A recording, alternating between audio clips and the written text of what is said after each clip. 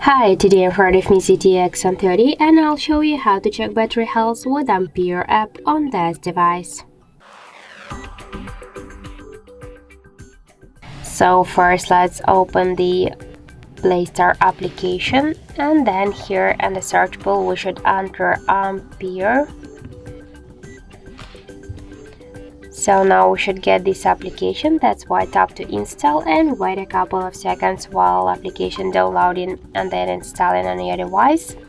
After that, click here to open the app, click yes I agree, tap to close, to OK, and after that we can see here information about our device battery temperature, and in my case that's 27 and 9 degrees.